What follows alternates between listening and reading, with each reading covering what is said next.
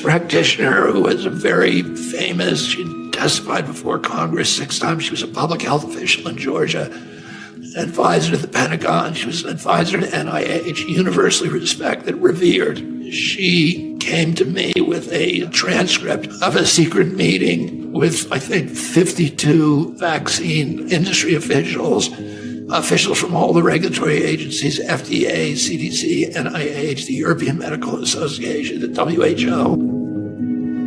They all had a secret meeting in a off-CDC campus because they didn't want it to be subject to freedom of information requests.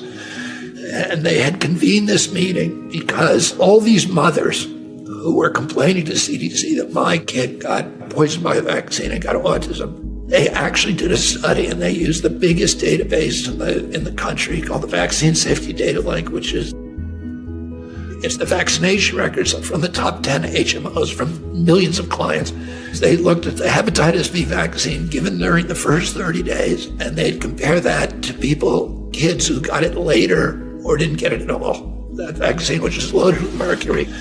And what they found is kids who got it during the first 30 days had an 1,135% greater chance of getting a later autism diagnosis. And they knew right then what was causing the autism epidemic.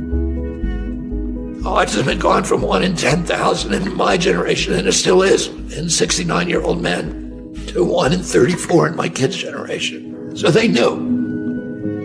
And I don't know how it happened, but somebody had transcribed that meeting. And I published them in Rolling Stone magazine and in Salon simultaneously.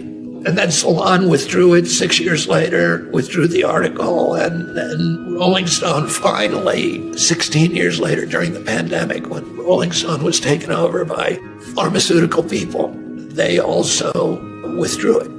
And that was the beginning of my battle with the pharmaceutical industry.